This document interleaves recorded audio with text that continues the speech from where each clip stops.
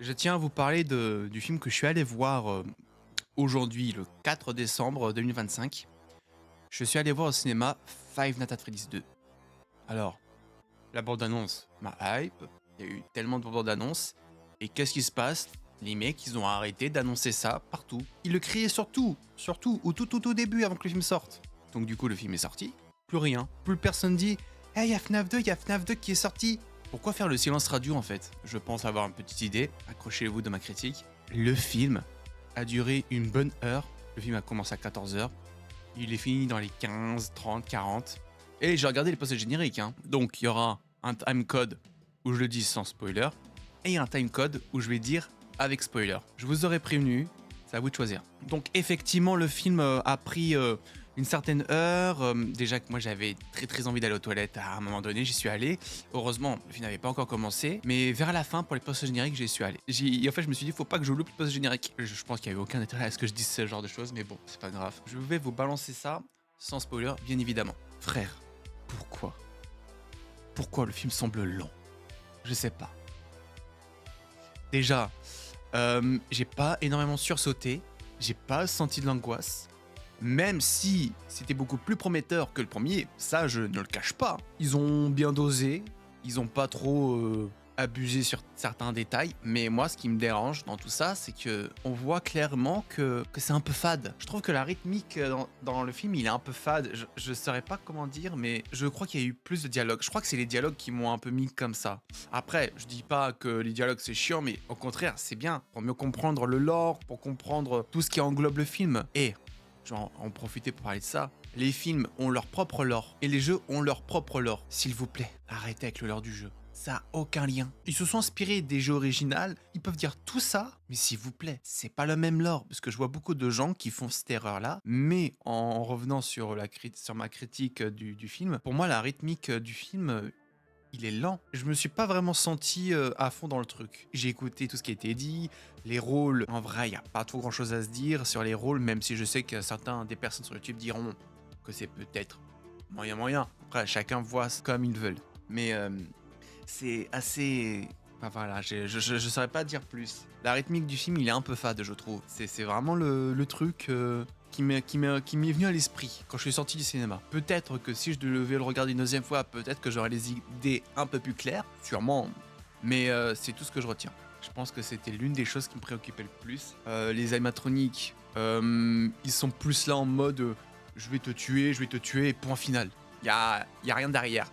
Enfin, si, il y a quelque chose, mais tout est regroupé en une seule chose. Et c'est là où je veux passer à la séquence du spoil. Donc effectivement, tout est centré sur la marionnette. On a eu un flashback au début du film, nous montrant que la fille hantait la marionnette. Et donc on voit clairement comment elle obtient ses pouvoirs pour posséder les personnes. Et en gros, Abyss serait la personne parfaite, entre guillemets, parce qu'on a clairement vu vers la fin que ça allait se finir sur un Vanessa qui se fait hanter par la marionnette. D'accord.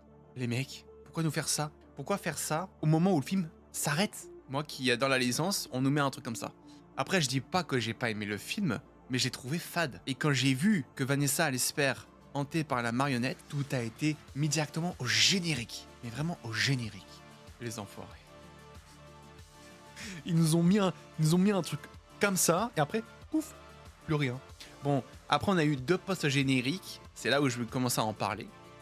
On a eu effectivement une post-crédit où des mecs allaient dans la toute première restaurant, pas le premier de celui que je vous parle qu'on a vu, mais je parle de celui du premier film de FNAF, dans ce restaurant. Et il y a des gens qui ont voulu se balader là-dedans pour récupérer des dénichés, des objets, tout ce qu'ils peuvent voir pour leur projet de maison hantée, un truc un peu comme une sorte d'émission.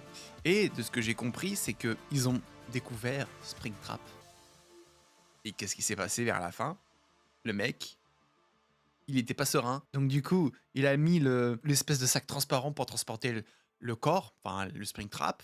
Et donc du coup, il va rejoindre les autres pour aider les autres à tout décharger pour prendre justement les matroniques. Et quand la caméra commence à nous montrer de plus en plus Springtrap, on voit une lumière à l'œil, nous disant I always come back.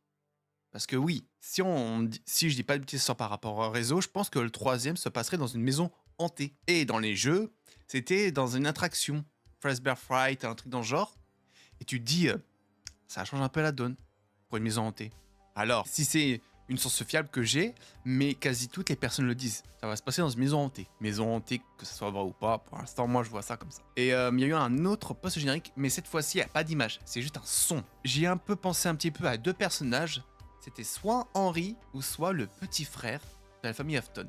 Mais quand j'y pense, c'est un peu compliqué de confirmer que ça soit l'enfant, le dernier enfant de la famille Afton, parce que si on s'inspire un peu du lore des jeux, on peut laisser penser qu'il est déjà mort, donc du coup, cette théorie, il est plus trop valable en quelque sorte. Et ce qu'il faut se dire aussi, c'est que je pense que ça pourrait être aussi Henry. Mais Henry, on l'a vu dans le film. Il nous parle qu'il y a d'autres animatroniques. C'est que quand Vanessa est retournée dans son cauchemar, à un moment donné, on voit Baby du circus de Six Location. Et tu vas me dire, c'est pas compréhensible du tout.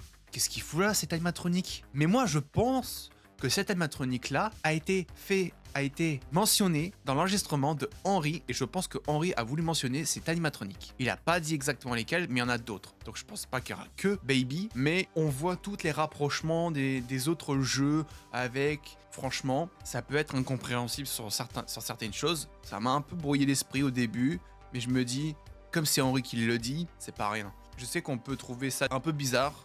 Les gens vont se dire, mais pourquoi ils mettent ça, je comprends pas.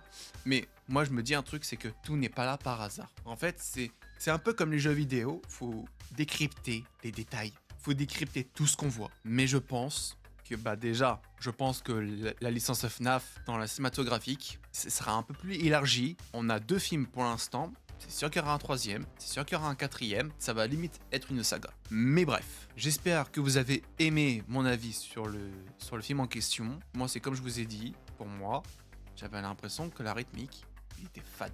N'hésitez pas à vous abonner, et de mettre un like, et de mettre un commentaire, et on se retrouve pour de prochaines vidéos.